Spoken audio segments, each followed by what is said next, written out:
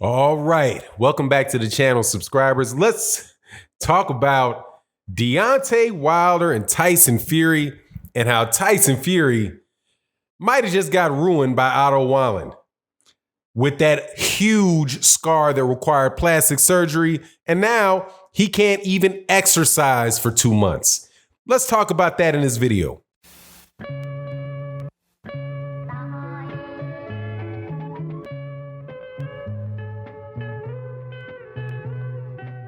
All right, welcome back to the channel, subscribers. If you're not subscribed, hit the subscribe button. It's not gonna cost you nothing. Also, thank you very much to everybody that attends the live streams, shares the videos, likes the videos, supports the channels through the super chats and the Cash App. And also, please make sure that you attend the live streams Monday through Friday around 11 a.m. Central Standard Time and Sunday 8 a.m. For OG Boxing Talk with myself, Blood Boxing, Kurt Anderson, and KQKC Boxing. Let's talk about this, man. All right, man. First of all, Tyson Fury's on my nerves, man. And all you people talking about this lineal crap with Tyson Fury, you're on my nerves, okay? You're running around telling people they need to do their research, and I can tell that the people that say people need to do their research didn't do any research. Okay, if they did, they went to Wikipedia and they looked at it where it said Tyson Fury at the end of the list.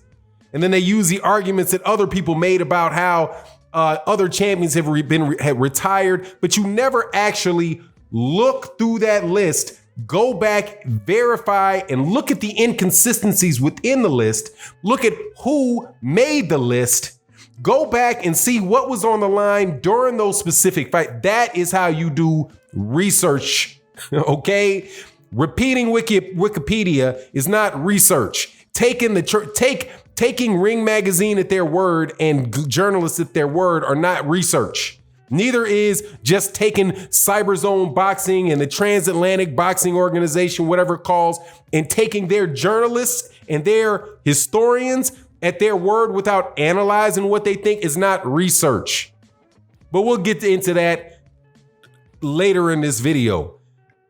Deontay Wilder, though, the real, actual, tangible WBC champion that you know is the WBC champion because you saw him fight for the WBC belt against people that were ranked by the WBC and who are a former champion of the WBC because you actually saw it and you know the rules and you knew what he was fighting for.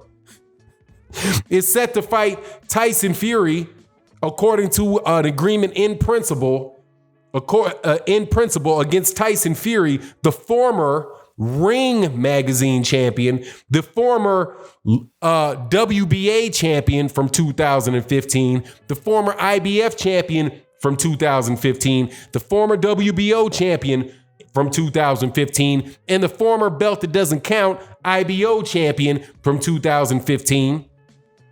Tyson Fury. Tyson Fury fought for no belt that was on the line against Otto Wallen and get his eye gashed about that far by Otto Wallen. And as a result of this fight that was for no belts, despite what ESPN said, and still not a champion, Tyson Fury fight is now in doubt with Deontay Wilder because he won't be able to work out at all for 8 weeks. Now, with somebody like Tyson Fury or anybody else like Tyson Fury, that could cause catastrophic results to his career. Because Tyson Fury, if he's not in the gym, is not a disciplined. I don't think anybody would call this guy an excessively disciplined human being. 8 weeks to resist eating crazy foods. 8 weeks to resist. He's not going to resist drinking. He's not going to resist that. He drinks right after the fight. He drinks right before the fight. He drinks right after the fight. Tyson Fury's a party guy, and he tends towards excess. So for 2 months, this guy who is not going to be able to burn off any of the calories that he takes into his body And if he does, this is going to open up on him. The 50 stitches that's holding his face together might pop out and might not heal correctly. And if it doesn't heal correctly, then they might have to either redo it, which would be further damage to that scar tissue, to that skin, or it's going to just be even more susceptible to re-injury. That's not good for Tyson Fury. 2 months of not being able to exercise. The thing that is kept, first of all, I looked at him and even when he came in too light, right? He came in too light. He weighed in at 250 something pounds. Ben Davison said that, he was that he was overtrained, that he didn't take enough rest. But then after the weigh-in, he came in much heavier than the 250. So he might have walked into the ring at around 275. He could have been 275 pounds. This dude has love handles hanging, 2-3 inches over his shorts. It's not a good look for him, man. That's not a good look. This is an accident waiting to happen for Tyson Fury. But regardless, he'll come back and fight.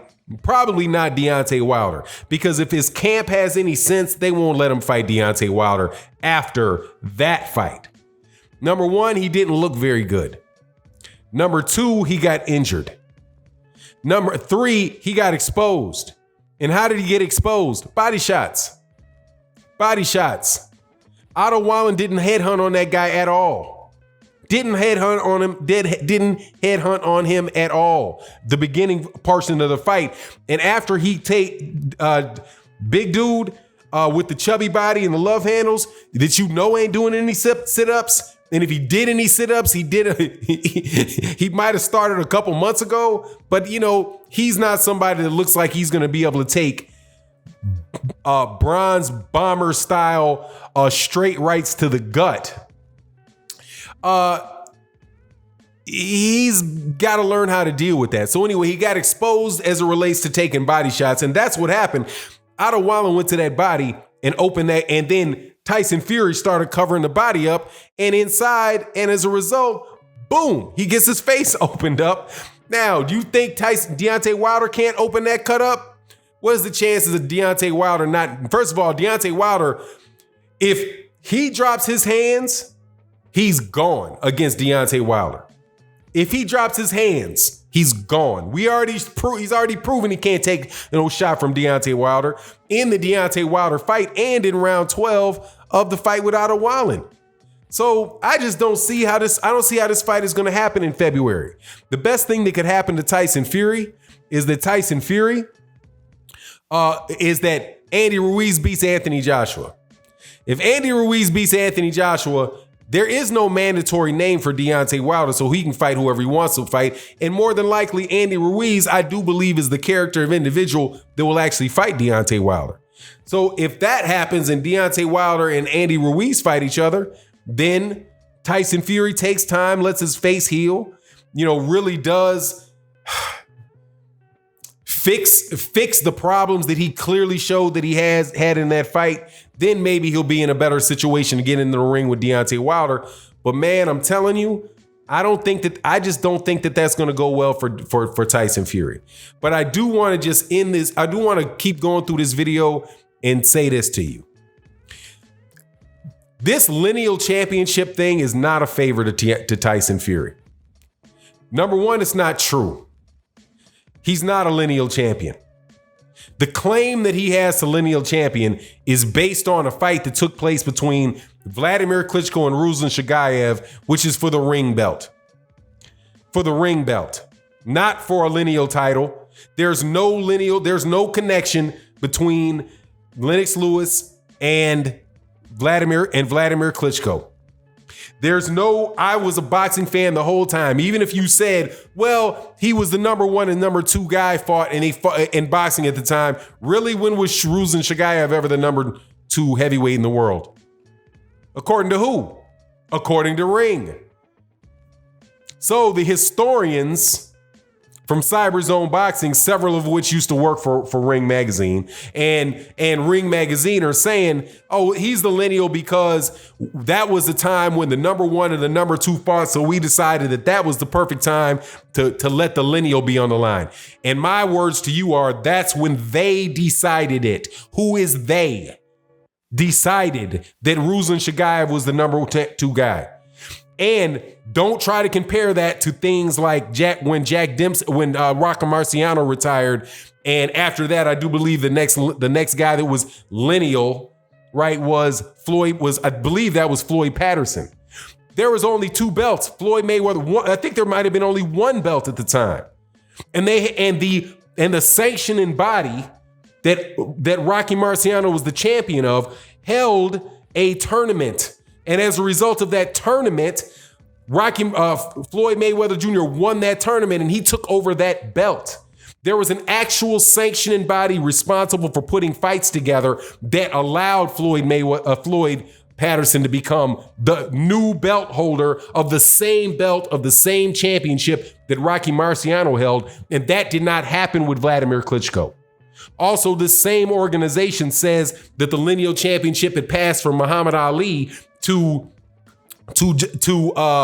Joe Frazier because Muhammad Ali was suspended. And then Joe Frazier fought for, I can't remember the name of the guy that he fought for the belt for, but yeah, I don't have it up anymore because I just looked it up. I think it was Ellis, fought Jimmy Ellis. And then he became the lineal champion because he beat Jimmy Ellis. But if you're suspended, if you lose your linear title because you're suspended, didn't Tyson Fury get suspended? So why didn't he lose his lineal then? The whole thing is that it's somebody's opinion about how this mythical thing gets passed. It's all opinion. If Tyson Fury had actually got his hand raised against Deontay Wilder, he would have actually beaten Deontay Wilder for the WBC belt, and nobody could argue that that's the belt. All of this lineal crap is make-believe, and it's not going to help somebody like Tyson Fury, who never has to live up to his mistakes and realizing the fact that you're not a champion, you're a contender.